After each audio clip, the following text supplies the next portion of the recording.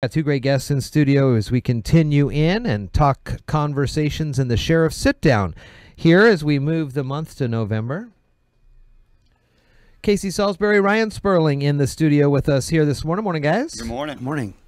First things first, happy November. We move in and get things going. I notice you guys, and you'll see this on the video here as we moved into a no shave, huh? Is that what the deal is? Well, this is our fundraiser for Special Olympics. Yes. And so we actually added another month.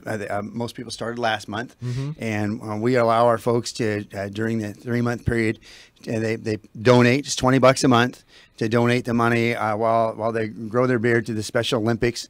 But we call it beards and boots. So those that aren't beard growers can wear the cowboy boots and jeans and Western wear for that 3 months. And well, you're wearing all of it. You haven't shaved. You have jeans and boots I on. know. I'm all about that. You're all in. Well, the thing is most of us in our careers never had that opportunity. Sure. And so it's a neat time for us. I would tell you that I'm not a fan of beards in uniform, but I figure if the Commandant of the Marine Corps changes, we'll change. But other than that, we take this break this time of year, and it's for a great cause. So traditionally, though, we see, at least in the movies and stuff like that, law enforcement, they always got the shiny sunglasses and the mustache. But you don't see it a heck of a lot. I know, at least with the fire crews, it deals with their masks and stuff like this. But what is it with the law enforcement? We have those too, actually. Okay. Is We that have the reasons masks why and you things, too, yeah. stay clean shaven as best as possible? And It's a portion of it. Yeah, it's a portion of it. I think it looks much better. I really do. And I know that some of the guys that like to go year round, but it's interesting in some of the agencies that have gone to beard policies. Their policy is huge on trying to keep people within a standard.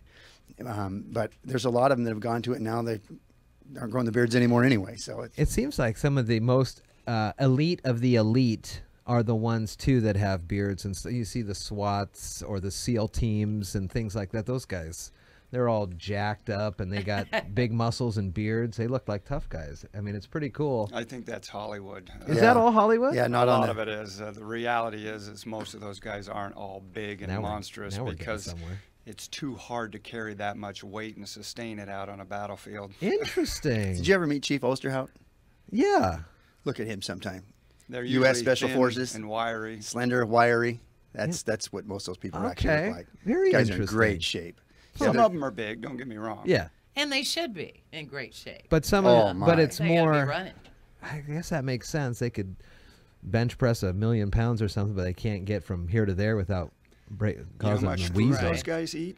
Those big muscular guys. They Well, I eat see, a lot like, of the- food out in the field. I so- see The Rock. His caloric intake is thousands of calories, Right. and you gotta pack all that in with you, don't you? Right. So you don't want mass when you're in the field. Interesting. These SF and SEAL guys, they are tremendous overall fitness. Yeah. Tremendous.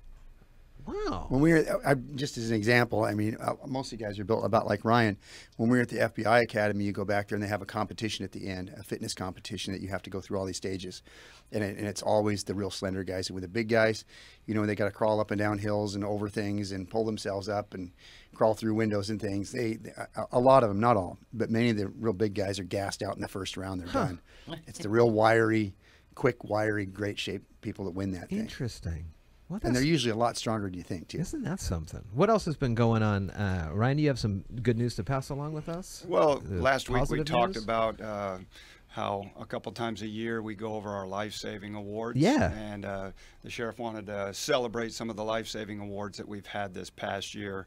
I was going to cover a little bit of one that happened back in June where we had Corporal Berklid, Corporal Rip, and Deputy Rowe, who all arrived out near Hamma Ridge, and there was a woman in a ravine, and it was probably some of the worst terrain that you can get to by car.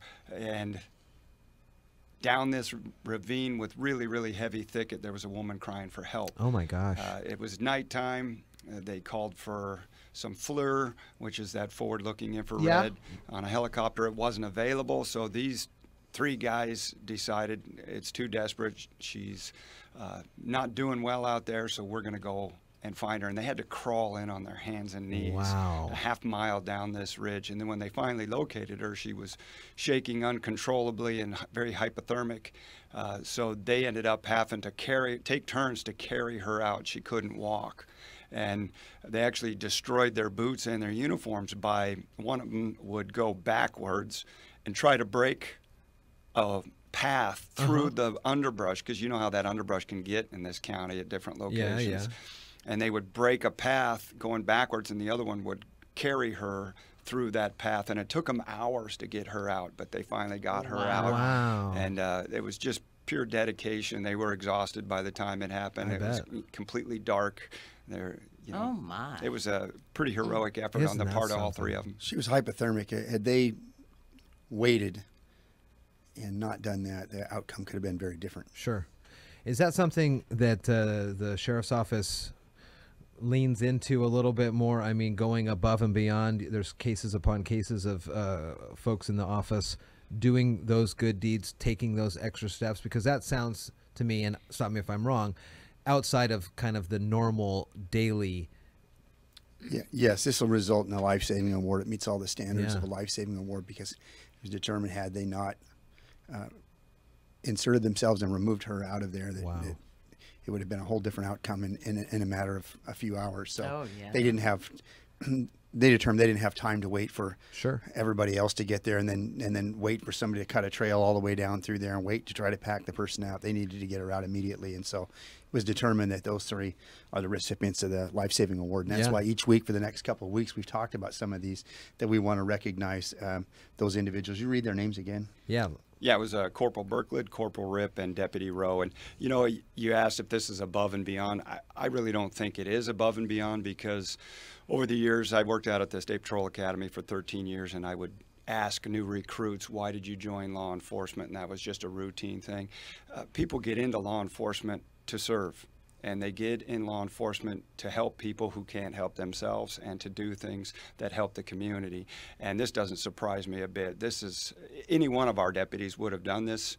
It's just these were the three that were there, and they worked together as a team, and they accomplished Just something. normal every day, you know, is what Well, they if they have did. that opportunity, they're Yeah. going to do it, because it's Absolutely. about saving other people or Oh, helping that's other people. great. That's great. We've had a few of our people, and I think one of them on this list has more than one life-saving award. Hmm. Where they During this time period. during this time period, yes, Wow. where they've actually saved somebody's life, and that's quite a deal. I mean, some of these things are really, really difficult to do, and they've got to weigh, you know, their own safety and everything else in that, but they do reach beyond to help other people, and we like to recognize them for that.